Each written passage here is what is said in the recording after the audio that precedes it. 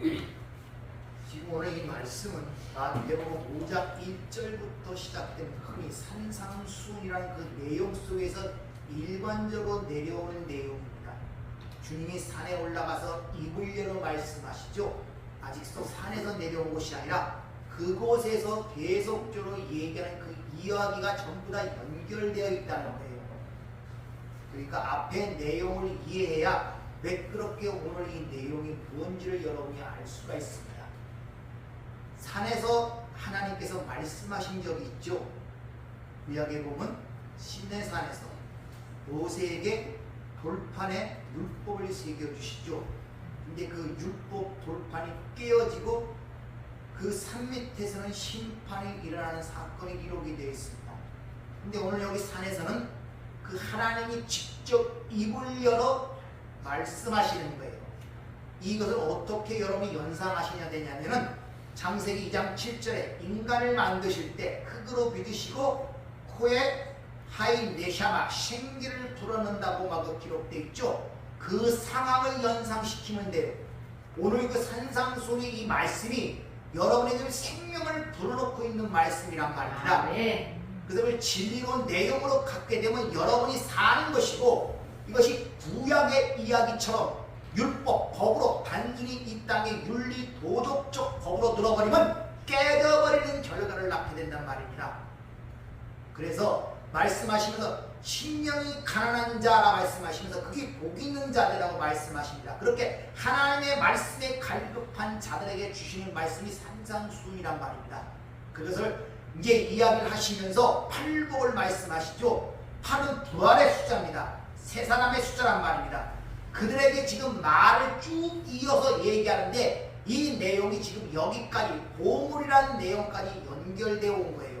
그래서 앞에서 보면은 하나님께서 그 하늘의 것을 이 땅에 보여주실 때 열로 보여주십니다. 십계명 열로 보여주신단 말입니다. 그러면 열로 이 땅에 보여지면은 그 이 땅에서 넷으로 그걸 이해하여 하나로 가져야 돼요.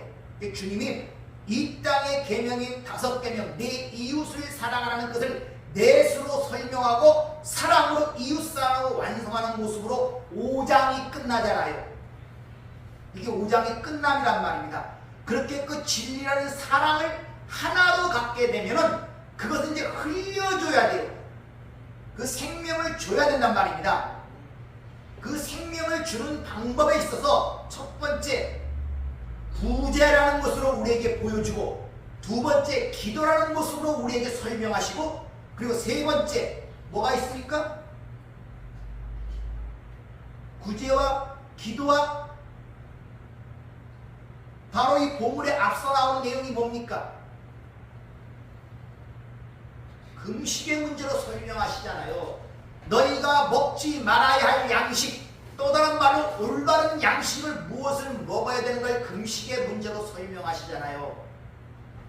그리고 그걸 또다시 보물이라는 문제로 우리에게 다시 설명하여 너희들의 정체성이 무엇인가를 지금 가르치고 있단 말입니다. 그러니까 앞서 구제의 문제라든지 기도의 문제라든지 금식의 문제라는 걸 제대로 이해했으면 오늘이 보물의 문제도 같은 이야기를 하고 있구나를 금세 알아먹을 수가 있단 말입니다. 그러면서 그 보물을 땅에 쌓아두지 말라, 그리고 하늘에 쌓아두라 그래요. 땅과 하늘이라는 게 대비적으로 나오고 있단 말입니다.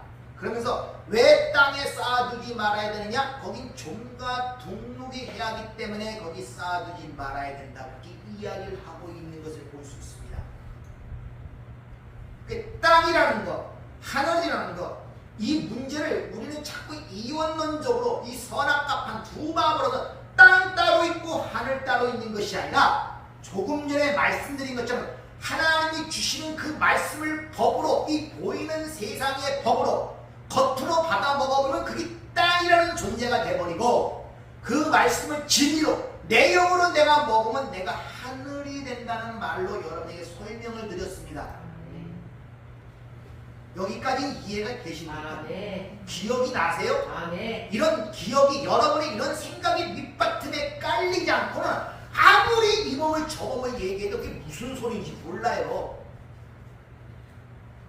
블로그에 올린 것들을 한두 번씩 미리 읽고 오시는 것을 여러분에게 말씀을 드렸다는 것입니다. 그리고 그는 땅에 쌓지 말아야 할 이유를 종가 등록에 해야 하는 것이라는데 그 종가 등록이 무엇을 의미하는가를 사도 바울의 고백을 통해 설명을 드렸어요. 빌립보 3장을 통하여. 기억이 나십니까?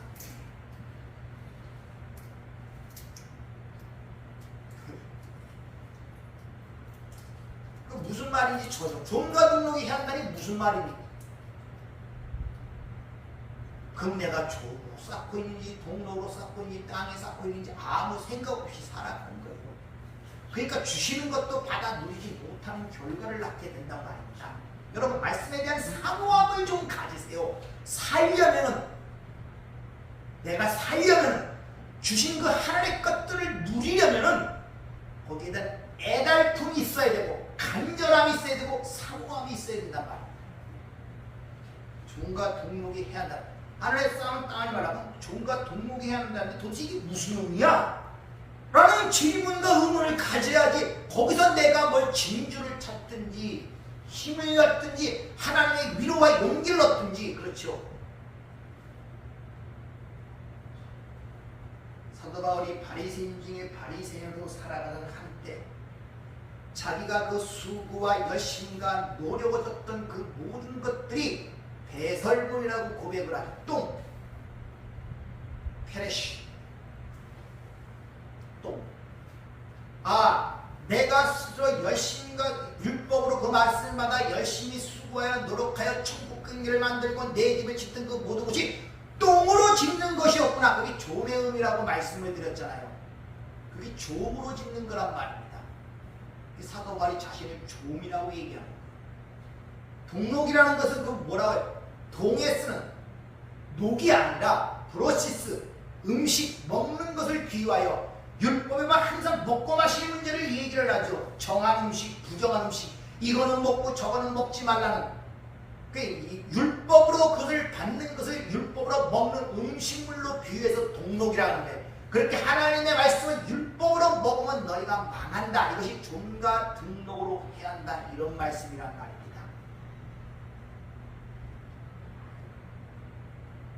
여러분들이 하나님의 말씀을 받으면서 그런 식으로 받아버리면 망한단 말이에요. 지금 그 얘기를 하고 계시는 거지.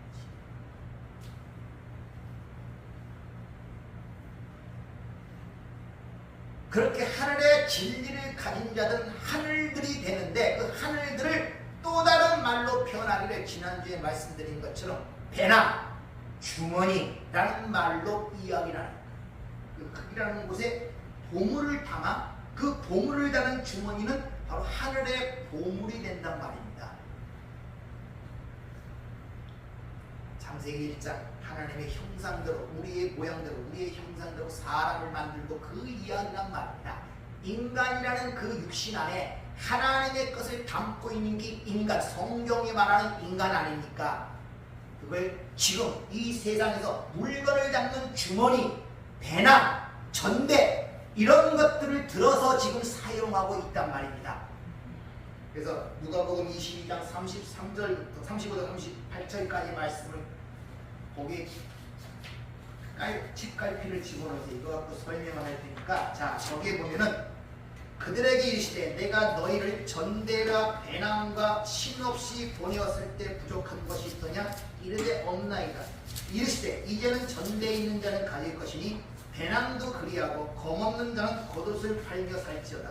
내가 너에게 말하노니 기록된 바 그는 불법자의 동의로 여김을 받았다 한 말이 내게 이루어지리라 하느니 내게 관한 일이 이루어져 가느니라. 그들이 여짜오되 주여 보소서 여기 검 둘이 있나이다. 대답하시되 족하다 하시나이다. 이렇게 이야기를 합니다. 여기 보면 전대, 배낭, 신 이런 문제가 발생되는데 이런 것들은 전부 다 뭐를 담는 그릇들이란 말입니다. 그것을 즉 그 안에 진리를 담은 것들을 그런 식으로 지금 표현하고 있단 말입니다. 여기서 그런 것들 없이 너희를 보내었을 때 부족한 것이 있더냐 없나이다. 아니 그럼 그 안에 담겨서 가야 할 것이 아닌 그것이 주지 못했을 때 너희들이 세상에 가면은 어떤 일이 발생되는가를 지금 가르쳐주고 있단 말입니다. 여기서 보냄을 받았다는 이 단어가 이게 아포스텔레오,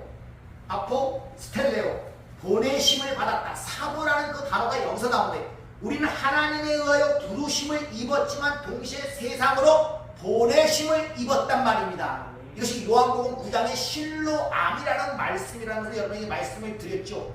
보내심을 입었는데 어떻게 거기에 보물을 담아 진리를 담아 이 땅에 보내진 자가 성도란 말입니다. 그것을 주머니라 그러고 배낭이라 그러고 신이라는 말로 그걸 사용하여 지금 설명하시고 있는 거예요.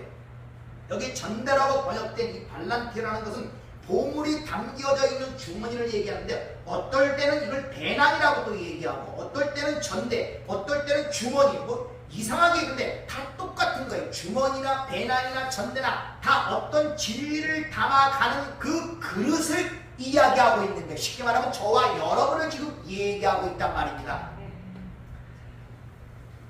하나님의 백성들은 그 진짜 양식, 그 진리를 양식으로 먹고 사는 그런 존재가 하나님의 백성이란 말입니다. 그러면 그 진짜 양식, 금식해서는 안 될 그 양식을 주님이 우리에게 주시는데 그걸 구제, 기도, 금식을 통하여 다시 보물이라는 것을 우리에게 설명하고 있는 거예요. 그 보물을 우리에게 주신단 말입니다. 보물. 다시 말하면 그 양식, 그 생명, 그 진리, 그걸 지금 보물이라는 말로 표현하고 있는 거예요. 그래서 계시록 21장에 보면 바로 성도를 하늘에서 내려오는 보석이란 말로 표현한다고 지난주에 말씀을 제가 드렸죠. 그런데 문제는 뭐냐면 어떨 때 누가 보면 10장에 보면 그 전대나 주머니나 이런 걸 가져가지 말라 그러고 오늘 보면 20장에 보면 그걸 가져가라 또 그래요. 어떨 때는 가져가라 그러고 어떨 때는 가져가지 말라는 이런 좀 반대되는 이야기들이 성경에 상당히 많단 말입니다. 모순적인 얘기들이. 어떨 때는 가져가지 말라 그러고 또 여기서는 또 가져가라 그러냐. 그 문제를 통해 하나님이 뭘 지금 말씀하고 계시다는 것을 우리가 간파할 줄 알아야 된단 말입니다. 그럼 가져가야 되지 마라 할 때 그 말은 무슨 말이냐. 내가 주지 아니한 것을 너희가 담고 간다면 그것을 죽이는 것이 된다. 썩을 양식이다. 이런 의미가 그 안에 내포가 되어 있단 말입니다. 하나님이 주시지 않은 것을 갖고 가는 자들은 결국 무엇을 갖고 가겠습니까? 세상 것을 갖고 간단 말입니다. 세상 것. 그건 가져가지 마라 라는 소리가 주머니나 전대나 신을 가져가지 말라는 소리고 오늘 그것을 가져가라 한다는 그것은 그 안에 내가 너희에게 준 그 보물을 담은 그것은 가지고 가 라는 말로 지금 우리에게 지금 말씀하고 있는 것입니다. 네. 오늘 이 22장은 왜 앞에서는 가져가지 말라더니 여기서는 가져가라 하는 거냐면 바로 22장은 예수님의 십자가를 앞둔 시점이에요. 이제 내가 보물을 너에게 줄 수 있는 상태가 되었단 말입니다. 그 보물이 우리에게 예수 그리스도가 보물이라고 하잖아요. 하나님의 비밀이자 보물. 그게 어떻게 우리의 보물이 되느냐. 예수가 십자가에 죽으시고 다시 부활하심으로 그리스도의 영으로 성령으로 진리로 우리 안에 들어와 바로 우리에게 보물이 됐을 때 우리를 그 보물을 담은 주머니 또는 배낭 이런 말로 성경은 지금 표현하고 있는 거예요. 그러니까 그거는 가지고 가라 라는 식으로 지금 우리에게 말씀하고 있단 말입니다.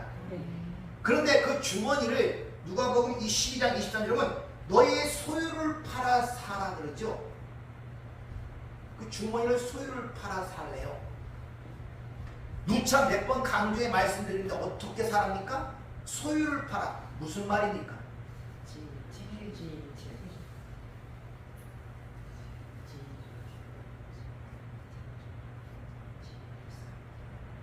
소유를 팔라는 것은 물건을 사고 판다는 그런 개념이 아니라 내가 그 진리를 알아먹을 때 내 소유가 내놓게 되는 거예요. 자기를 포기하게 된단 말입니다. 좀 어려운 말로 여러분이 생각 같은 세계관과 가치관이 바뀌어진단 말입니다. 여러분이 그렇게 귀중하게 생각하고 소중하게 생각하고 의지하고 의존하고 살던 그 모든 생각들, 사고방식들 이런 것들이 잘못됐구나 하고 바꿔지게 된다는 것이 내 소유를 팔아 그것을 사라는 말씀의 의미 아멘. 여러분이 왜 사고가 바뀌지 않는가? 진리를 깨닫지 못해서 그래요. 그건 내가 버린다고 버려지는 것이 아니란 말입니다. 이리 뛰고 저리 뛰도 안 버려진다니까요. 진리를 아는 게 그만큼 그게 사라지는 거고 내놓게 된단 말입니다. 아멘. 여러분이 답답해하는 이유 뭐고? 왜 그렇게 답답하고 힘들고 어렵고 고통스럽고 두렵고 불안하고 근심과 영에 떠나지 못하느냐? 그걸 아무리 소리질러 부르짖어도 안 된다니까요. 이건요. 안 돼요. 진리를 알기 위해 그걸 주는데 그걸 통해 진리를 깨달아야 그게 사라지는 것인데 그걸 안 사라져요. 여러분들 잘들 생각하세요.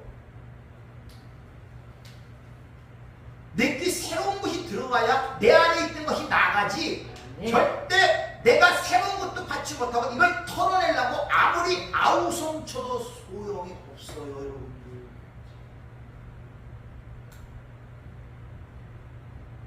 이 문제가 가장 답답한 문제라. 삶 속에서 그냥 그 문제 들고만 맨날 보고 그러면 왜 이 문제가 생기나? 이거 이 문제 없어주세요. 이거 없어지게 해주세요. 이거 있어 이거 아니라니까요. 그것이 진리를 담고 있다니까요. 진리를. 아멘. 그걸 깨달아야 그게 나가는데 아멘. 그걸 모르니 항상 그 상황이 그래서 답답해하는 거예요. 힘들어하는 거예요. 어려운 거예요.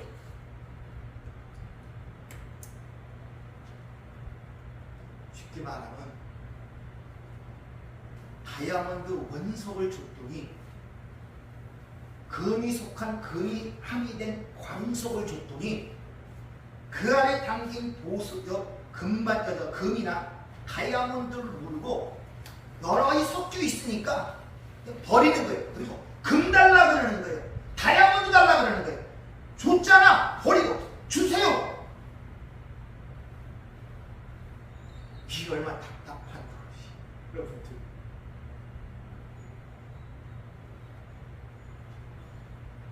하나님께서 여러분에게 은혜를 주실 때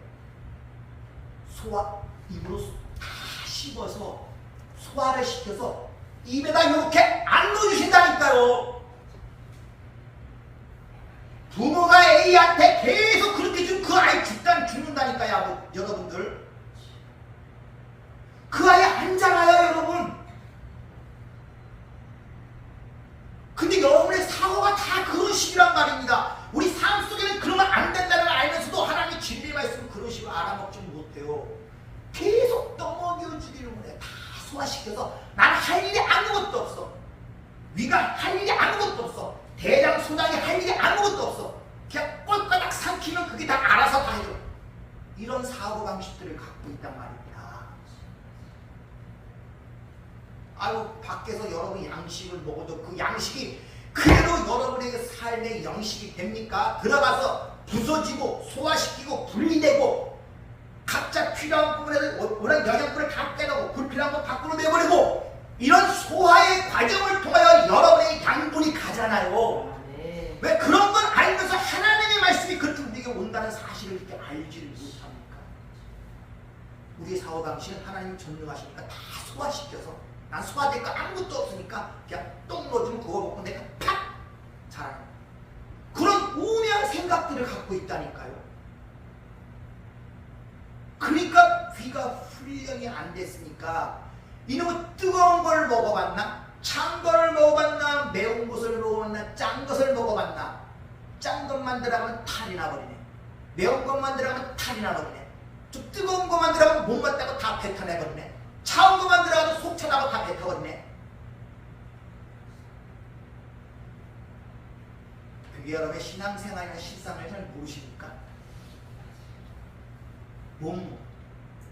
아니 매우고 짠 거 다 먹어야 돼요. 그리고 우리 몸이 건강 단단한 거 부드러운 거 다 먹어야 됩니다. 아멘. 근데 안 먹으려고 후회냐. 그 여러분이 얼마나 힘이 드십니까? 얼마나 힘이 드십니까? 삶 얼마나 힘이 들어요. 다 그렇게 보이죠. 주변의 것들이 주변의 것들이 하나님의 진리라면 보석으로 보입니까? 아니죠. 내가 다 피하고 토해내고 피하고 없어져야 할 것들로 보이지 보석으로 보이는 거 뭐 있습니까? 진짜 세상에서 보석처럼 보이는 금덩어리나 은덩어리로 보면 그게 보석으로 보이고 아무 가치 없는 무가치한 지폐나 볼 때 아 이것이 금덩어리로 보이지 딴 거 뭐 금덩어리로 보석으로 보이는 게 있습니까? 삶이 보석으로 보입니까? 내 자신이 보석으로 보입니까? 그렇게 안 보입니다. 그러니까 얼마나 삶이 힘들어. 희망도 없고 소망도 없고 그냥 하루하루 사는 게 고통스러운 거냐. 끊임없이 그 고통거리가 뭔지를 모르고 무조건 밖에 보이는 그런 것들만 없애달라고 그러고 소화가 잘 되는 것들 아무 식으로 그런 걸 달라는 그런 사고방식을 버리지 못하니 끊임없이 하나님께서는 여러분의 삶의 환경과 여건과 모든 상황을 통하여 말씀하시고 진리를 담아 줌에도 불구하고 그 안에 그를 보질 못하고 꺼내먹지를 못하니 이게 얼마나 답답한 무엇입니까? 그래서 오늘 이 보물 바로 네가 보물이야. 그걸 아느냐 모르냐. 내가 네 안에 담겨있는 너는 주머니 아니냐. 네 정체성을 한번 확인해봐. 지금 이 이야기를 주님이 우리에게 지금 하고 있단 말이야. 그래서 그 주머니를 네 소유를 팔아 그 주머니를 사. 그래야 네가 구제 그걸 나눠주고 너도 살고 남도 살리는 자가 될 수 있어. 지금 그 얘기를 하고 있단 말입니다. 여러분들 그 얘기를 하고 있는 거예요. 가치관이 안 바뀝니까? 이렇게? 진짜 소중한 게 잘 안 보입니까? 아직도 이 세상이 그냥 운행되고 있는 것 같습니다. 세계관이 아직도 안 바뀝니까? 사람들이 정치를 하고 사람들이 그거 하는 것 이 세상처럼 보입니까? 이 장마나 이 기후의 변화라든지 이런 것도 자연적으로 일어나는 것 같습니까? 여러분이 아침에 눈을 뜨고 밤 잘 때까지 내가 살아온 것 같습니까? 여러분 자신에서 얼마큼 노력을 했어요? 밥을 먹으면서 각 필요한 양분을 다 개측해갖고 그걸 다 따갖고 분류해갖고 집어넣어서 여러분이 잘하고 여러분이 만족했습니까? 그거 다 누가 했어요?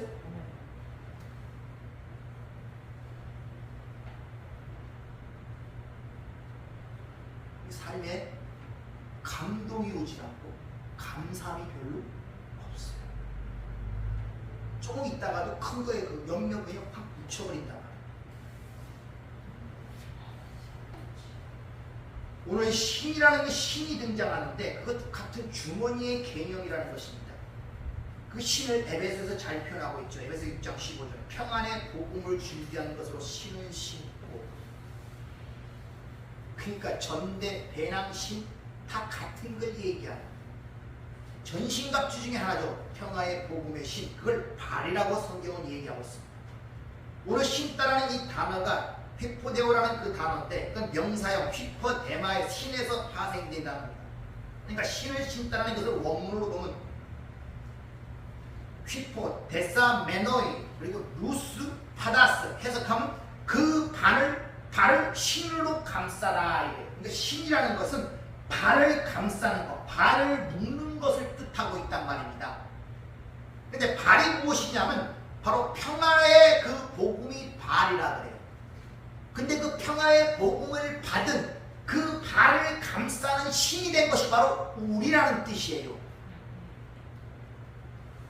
그러니까 발이 진리의 복음이라고 말하면 그 발을 감싸는 것이 신이기 때문에 우리가 바로 그 복음을 받았다면 우리는 그걸 감싸는 신으로서 가야 된다는 것을 지금 우리에게 지금 이야기를 해주고 있는 것입니다. 따라서 그 올바른 그 발을 담고 있는 신을 바로 성경은 발이라고 그러고 그 보물을 담고 있는 주머니 자체를 보물이라고 표현하고 있는 거예요.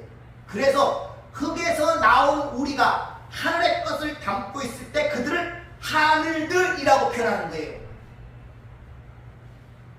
그러나 그 땅의 것을 담고 있으면 그냥 땅의 존재란 말입니다. 그래서 혈과 육은 하늘의 것을 받지 못한다는 이야기가 바로 거기 있는 것입니다.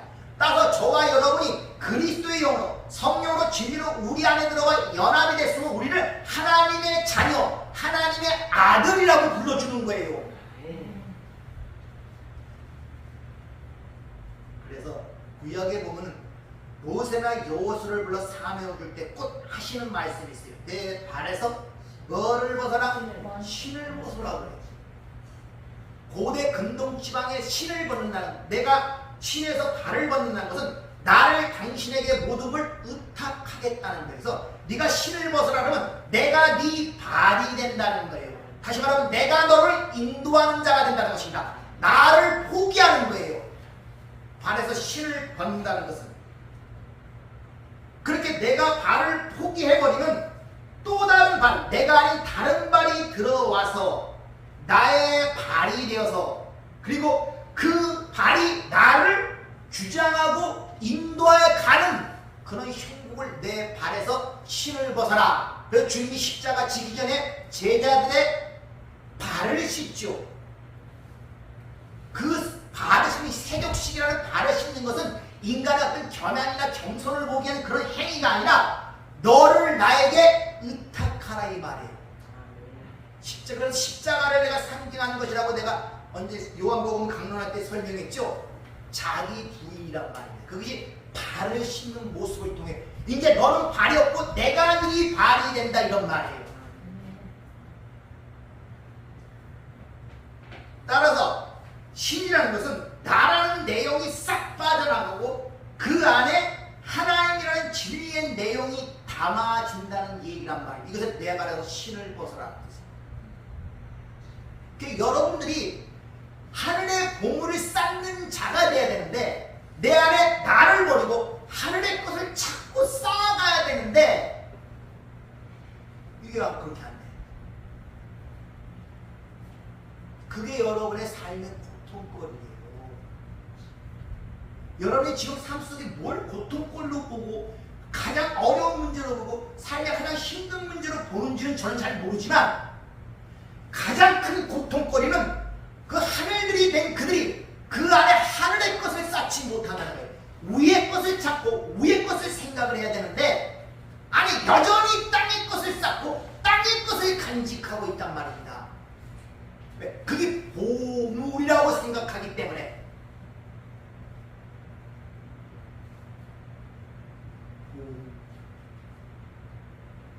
여러분 보물이 뭡니까? 솔직히 자기한테 물어보세요. 가장 귀하고 소중하고 가장 가치 있고 생각하는 거 스스로에게 물어보세요. 솔직하게 뭘 진짜 보물이라고 생각하고 있는가.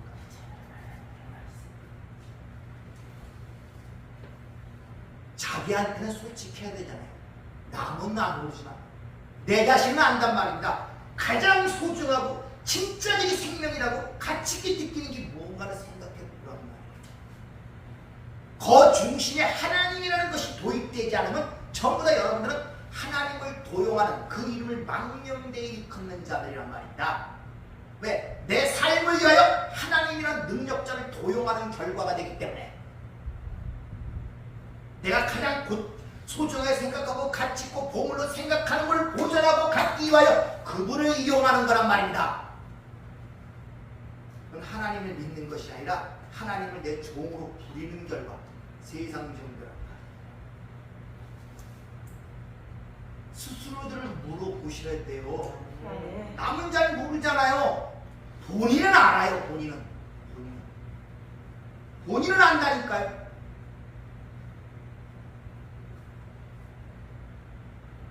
그래서 주님이 그런 상황을 이렇게 얘기해요. 너희가 세상에 빛이 되라가 아니라 세상이 소금이 되라 아니라 네가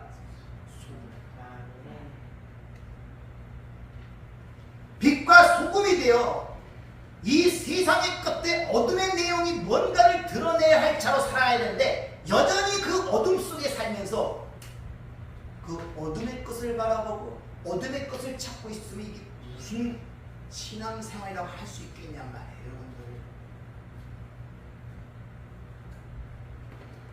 그래서 사도 바울이 복음을 전하는 자의 발을 이렇게 표현하죠. 로마서 10장 15절. 보내심을 받지 않은 자는 어찌 전파하리요? 기록된 바 아름답도다 좋은 소식을 전하는 자의 발이와 같으리라.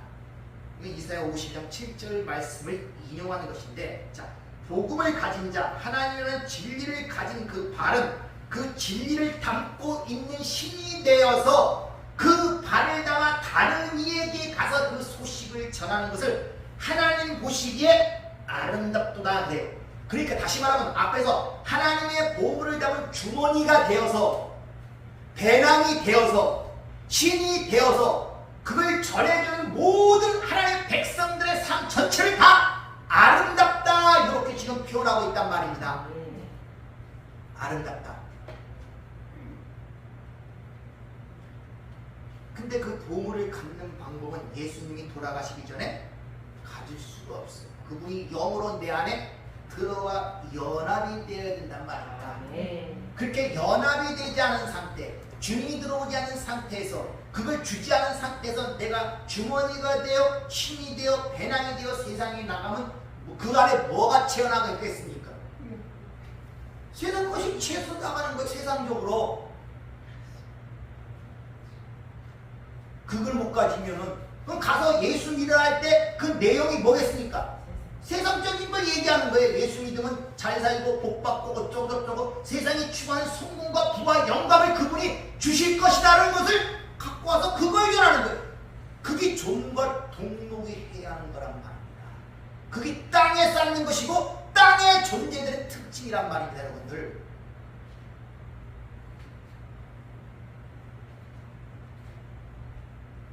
그리고 오늘 누가복음 22장 보면 그렇게 그 보물을 가진 자, 또 그 안에 발을 담은 신이 되면 그것을 바로 겉옷을 입은 자라 그렇게 표현하고 있죠. 38절에 이르시되 이제는 전대에 있는 자는 가질 것이요 배낭도 그리하고 검 없는 자는 겉옷을 팔아 살지어다 이렇게 얘기합니다. 그러니까 그 발을 다는 신, 배낭, 전대가 되면 그것이 바로 하나님의 의의 겉옷을 입은 자가 되었기 때문에 겉옷이라는 이야기가 거기 등장하는 것이고, 바로 그 옷은 하나님이 마련하고 하나님이 입혀주신 그 의의 옷을 이야기하고 있단 말입니다. 그 의의 옷.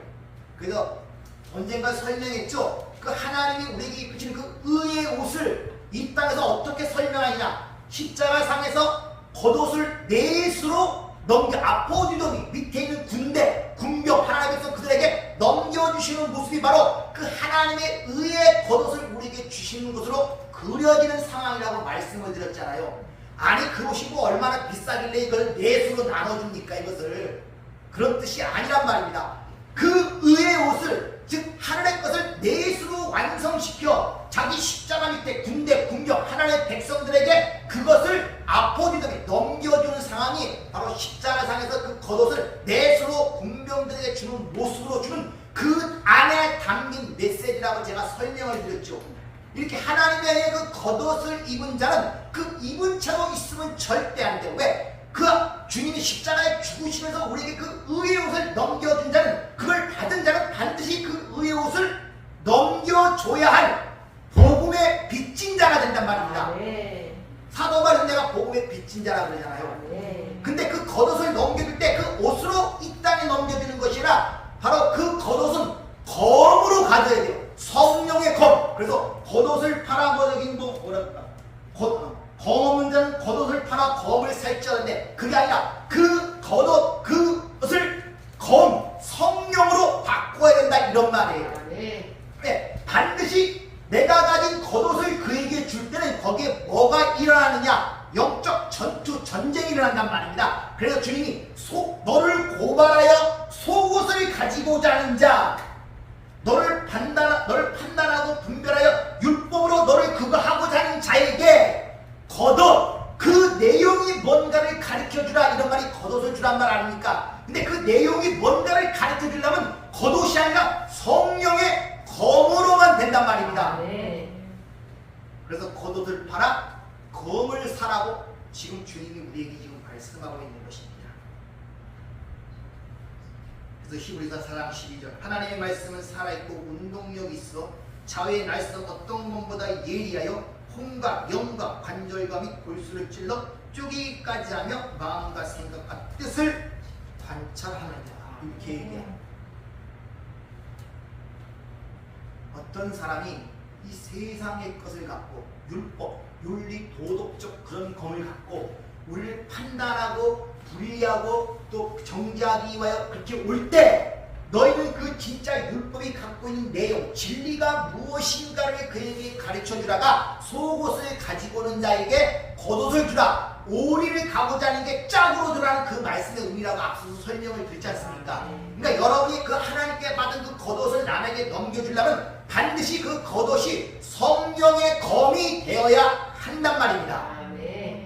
성령의 검이.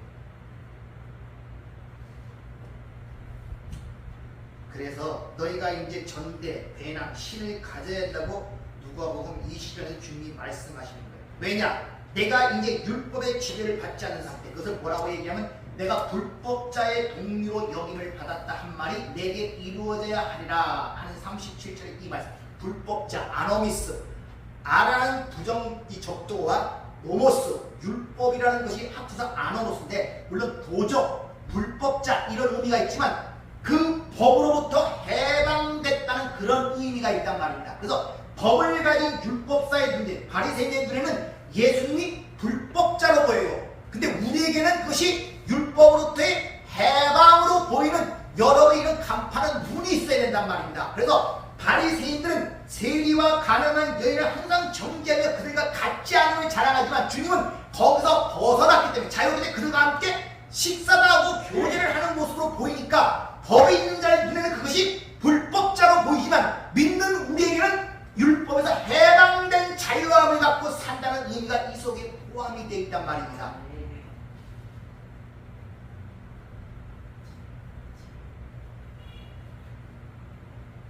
따라서 이제 율법으로 육체로 죽어서 진리로 영으로 너희 안에 들어갈 것이니 즉 율법과 사망의 법에 우리가 해방이 되었다 그러죠. 그리스도 안에서 이게 오늘 불법자라는 그 말씀을 통하여 이런 이중적 의미를 전달하고 있는데 법이 있는 자들에게는 그 예수가 불법자로 보이지만 그 법에서 구원받은 우리에게는 법에서 해방된 자유함으로 그걸 보고 있단 말입니다. 여러분 지금 세상을 어떻게 보고 계세요?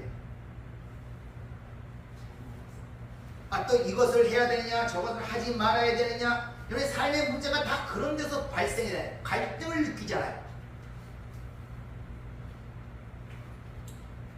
그러니까 그 율법이라는 그 속옷을 갖고 있을 때 율법의 검 그것을 헤레브라 그러는데 이 헤레브라는 단어는 율법 즉 가뭄이라는 뜻도 있고 칼이라는 뜻도 있어요. 그러니까 율법의 검은 율법이라는 칼을 갖고 있는 자는 반드시 가뭄의 칼이 되기 때문에 그들을 살리지 못하고 멸망시킨다는 거예요. 그런데 너희들은 성령의 검, 그 살리는 검이 되어 그들을 구제할 수가 있는 자가 되기 때문에 네 소유를 팔아 그 주머니를 사라 그러는 거예요. 여러분들 하나님의 말씀을 잘못 들으면 죽이는 검이 돼요. 나도 죽고 남도 죽여요. 그래서 예수 잘 믿는다 해놓고선 자꾸 남을 죽이는 사람, 특히 가족들을 죽이는 사람, 이런 정죄 저런 정죄를 통하여 똑같아요. 바리새인처럼 나는 세리와 같지 않고 가늠한 여인 같지 않아, 난 예수 믿으니까 당신 같지 않아, 이런 식의 것들 이게 율법의 검이란 말이야. 그건 종과 등록이 해야 대설물이란 결국 그 검에 의하여 자기가 죽는 거예요. 자기도 죽고 남도 죽여. 그래서 뒤에 보면 그렇습니다. 한 말이 내게 이루어져 내가 관한 일이 이루어져야 하리라. 인자는 전대는 자 뒤에 보면 주여 보소서 여기에 검 둘이 있나이다. 대답하되 족하다 하시니라. 검 둘이 아니라 두 개가 아니라 짝검이란 말입니다. 짝으로 검을 갖았단 말이에요. 거독, 심리 이게 다 듀오 아닙니까? 짝. 그것이 뭔가를 알아야 돼요. 또 오해할 거예요. 율법을 이렇게 얘기하는데 그러면 율법에 가르치지 말고 하나님 믿으면 다 은혜로 다 되니까 그러니까 아무것도 안 해. 또 이런 식으로 생각하시면 안 돼요. 네가 가진 율법이 의도하고 의미하는 뭔가 그 내용을 가르쳐주는 것이 겉옷을 주는 것이고 진리를 동행하는 것이고 그에게 성령의 검을 통해 살리는 것이지 이건 율법, 이건 은혜 또 두 가지로 나눠서 그럼 교회 참석도 안 해도 돼. 전도 안 해도 돼. 기도 안 해도 돼. 정말 거기서 못 벗어난다니까. 항상 둘러봐요. 해야 되느냐 하지 말아야 되느냐. 지금 여러분들 지금 그렇게 듣고 있지 않습니까? 하라 소리요 하지 마라 소리요.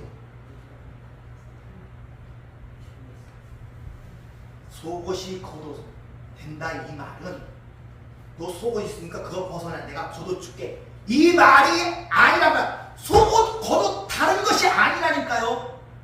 속옷의 내용을 모르면 그게 속옷 내용을 알면 겉옷이 되는 것이고 내용을 모르면 그 자체가 속옷 율법이 되어 죽는 거란 말입니다 여러분들.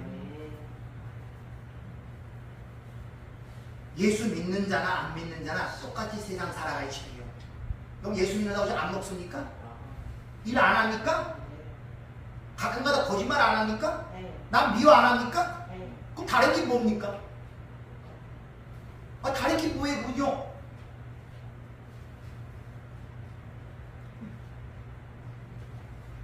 뭐가 다른 겁니까 그 사람들과? 뭐가 다른 거예요? 한쪽은 그게 뭔지를 모르지만 한쪽은 그 실수를 통해 그에 담긴 하나님의 은혜와 하나님의 진리를 깨닫게 된단 말입니다. 그게 다른 점이에요. 이게 산 자와 죽은 자의 차이란 말입니다. 여러분이 특별히 세상 사람과 무슨 삶이 엄청나게 다르고 그들보다 성인처럼 살고 그래서 여러분이 예수 믿는 증거가 되는 것이 아니라 똑같은 삶 속에서 이것이 무엇인지를 알고 사는 사람이 있고 모르고 욕망에 따라 그냥 살아가는 짐승처럼 사는 삶이 있단 말입니다. 한쪽은 죽은 삶이고 한쪽은 사는 삶. 그 차이예요 여러분들. 그렇게 오늘 두 검이라는 것처럼 검은 항상 두 종류를 하나는 헤레브라는 감을 나타내는 칼로서 하나님의 심판의 현장에 항상 등장하는 칼이 바로 헤레브 율법이라는 검이란 말입니다. 근데 그 감음이라는 그 말같이 얘기하면 진리의 비가 오지 아니함으로만 열매를 맺을 수 없으니까 양식을 먹을 수가 없어요. 그러니까 다덩이를 다 죽일 수밖에 없는 그것이 바로 헤레브 율법의 칼 심판의 칼이란 말입니다. 근데 그게 율법적 사고방식에 잡힌 우리에게는 아주 사용하기 좋은 칼이에요. 남을 판단하기 좋아하고 남의 것을 끼워내기 좋아하고 흠집내기 좋아하고 장점보다는 약점 보기를 좋아하고 그런데 굉장히 귀가 솔깃하잖아요. 남 잘 되는 거 못 본다는 말이 괜히 나오겠습니까? 심통나고. 그래서 그런 칼을 휘두르기를 되게 좋아합니다. 딱 나왔죠? 아유 저런 나쁜 놈, 아유 저러면 안 되지. 어떻게 저렇게 살 수가 있어? 예수 믿는 놈도 그럴 수가 있어? 사람한테 그럴 수가 있어? 대부분 그렇게 나와버려요. 거기에 어떤 것도 없습니다. 그 사람이 왜 그렇게 할 수밖에 없는지 그 사람의 살아온 배경이라든지 신성이라든지 그런 아무 관계 없어요. 일단 나타나는 결과예요. 옳으냐 그러냐 나쁜 놈 좋은 놈 그렇게 대번 율법의 칼을 듣고 잘라내기 시작합니다. 그리고 그런 동시에 자기는 의롭다는 감성으로 자기를 치장을 한단 말이에요. 그게 율법의 칼, 심판이란 말입니다. 근데 그런 걸 많이 휘두르게 되면은 순간순간 자기 만족은 있을 줄 모르지만 점점 삶이 감으로 가요. 아시겠습니까? 삶이 감으로 가요.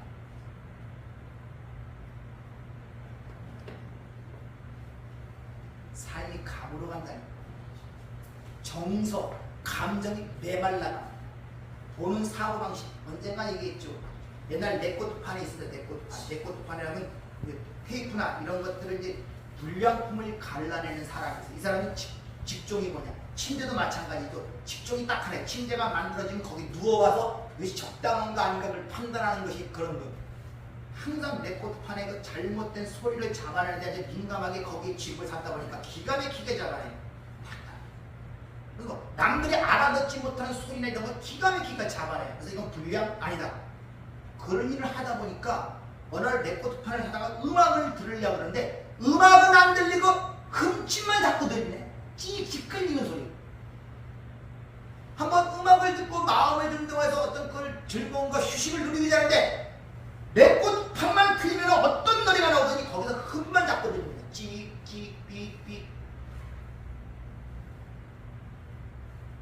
어느 쪽으로 여러분 자신이 훈련시키고 가고 있는 걸 보셔야 돼요. 어느 게 지금 많이 들립니까? 주의해서. 여러분의 감성과 사고와 생각들을 이끌어내는 그 동기, 그 요인, 미끼가 뭡니까? 남의 허물입니까? 남의 잘못입니까? 한번 생각들 해보세요. 그럼 내가 무슨 검을 갖고 있는가를 알 수 있어요. 그런 검을 가진 갈수록 그런 건 더 잘 보여요. 이 생리적으로 인간에게 맞기 때문에 그렇단 말이에요. 예, 성경은 그걸 가뭄이라고 해요. 해래. 절대 열매를 맺을 수 없고 지도 죽고 남도 죽는 칼이라고 성경은 이야기하고 있단 말이에요. 그러니까 하나님의 말씀, 이 진리라는 것을 성령의 검이 되지 못하고 겉으로 나타난 이 땅의 율법적인 윤리 도덕적 잣대로 갖게 되면은 그것이 자신도 죽이고 남도 죽이는 그런 칼이 된다는 것을 지금 내게 경고를 하고 있단 말입니다. 그 대표적인 자들은 누굽니까? 바리새인들. 그 바리새인들 향하여 뭐라고 얘기합니까? 흡사의 새끼들아. 뱀이 하는 짓에 선악과를 먹어 네가 하나님처럼 돼. 지금도 그 짓을 여전히 하고 있고 창세기 3장의 사건이 여전히 이 역사 속에 지금 일어나고 있단 말입니다. 여러분들, 창세기 3장의 사건이라는 것은 구약에 기록된 저 어느 까득한 한 날의 이야기가 아니라 오늘 이 삶의 현장, 이 세상이 그 장소라니까. 여러분들, 그게 인지가 돼야 되는데 성경에 나온 창세기 사건은 그거는 저 멀리 어느 시점에 일어난 일이고 지금 그 세대와 상관이 없는 것처럼 생각하는 게 대부분이라니까요. 그 일이 지금 일어나고 있다니까요. 네가 하나님처럼 살아. 네가 옳고 그름을 판단해서 네가 의로운 자가 될 거 아니야. 계속 쏟아대는 거예요. 그래 너는 저보다 나은 사람이요. 그래야 네가 삶의 의미가 있지.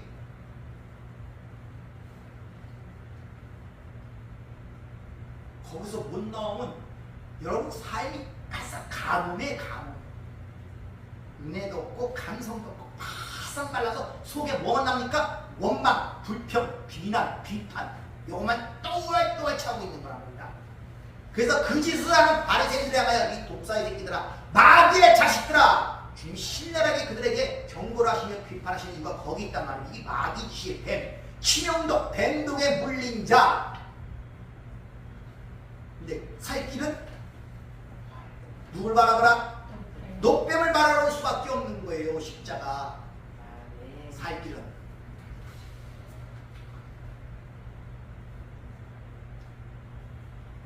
그래서 하늘의 보물을 쌓는다는 것이 무엇을 뜻하며 우리가 보물, 보석이라는 의미가 무엇을 뜻하고 그렇게 보물, 보석이 된 자들의 삶이 무엇이며 여러분의 정체성이 무엇인가를 이 말씀을 통해 계속 상기시키고 있단 말이에요.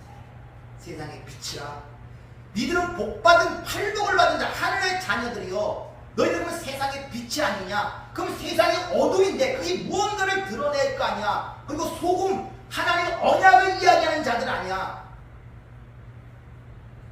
그러면서 내가 이 땅에 하나님 사랑을 이웃사랑으로 보여줬지 않냐? 그게 살인하지 말라, 가늠하지 말라, 도둑질 말라, 탐욕하지 말라. 그런데 내가 그걸 넷으로 완성시켜줄게. 살인이 이런 뜻이야, 가늠이 이런 뜻이야, 헌맹사가 이런 뜻이야. 그것이 넷으로 완성된 게 바로 이웃사랑이야. 그리고 그걸 내가 가졌으면 남에게 흘려줘야 돼. 그걸 구제라고 설명하고 그것을 달라고 너희가 기도해. 그게 양식, 기도로 설명하고 너희가 먹지 말아야 음식은 이거야. 이걸 가리킨 게 금식의 문제를 얘기하고 너희의 존재가 이런 존재야. 너희가 바로 보물이야. 아멘. 라는 것을 지금 오늘 이 본 말씀을 통해서 우리에게 상기를 시키고 있는 거예요. 아멘.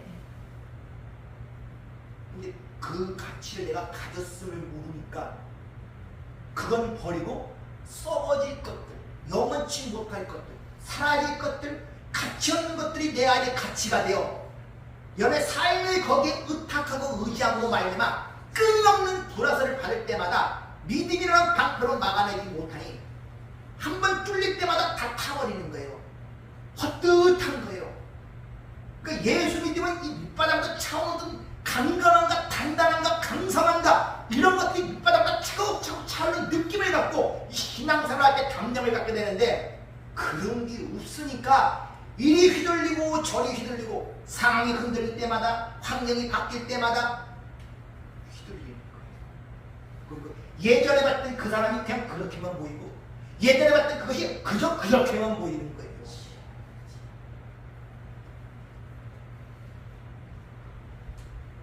여러분 진리를 담아 주머니 신이 되셨습니까? 아멘.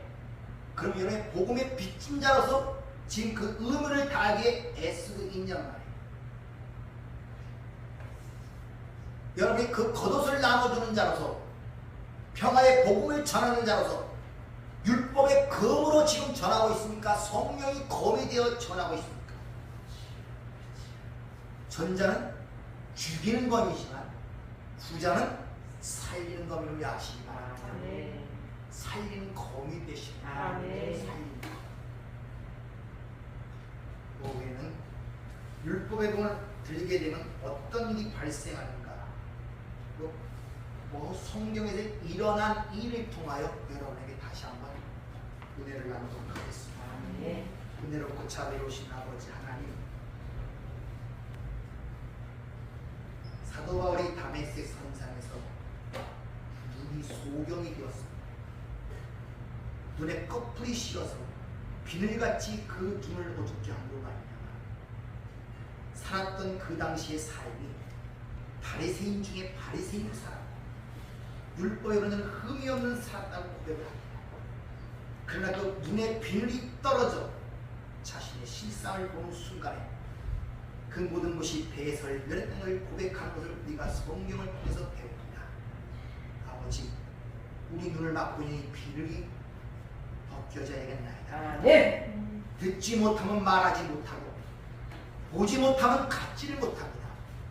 아버지, 우리의 눈을 열어 주시옵소서. 아멘. 우리의 귀를 열어 주시옵소서. 아멘. 그러므로 그 말씀이 살아 역사하시는 것이 우리의 삶의 현장이 되게 하시옵소서. 아멘. 우리의 걸음이 가는 곳마다 살리는 그 하나님의 말씀으로 그 죽은 영혼들이 어둠에서 나오는 경험들이 우리의 삶의 현장 속에 나타나기를 원합니다. 아멘. 오늘 말씀하셨사오니 깨닫게 하시고 아멘. 살아있는 우리의 삶이 될 수 있도록 축복하여 주시옵소서. 아멘. 예수님 이름으로 기도하옵나이다.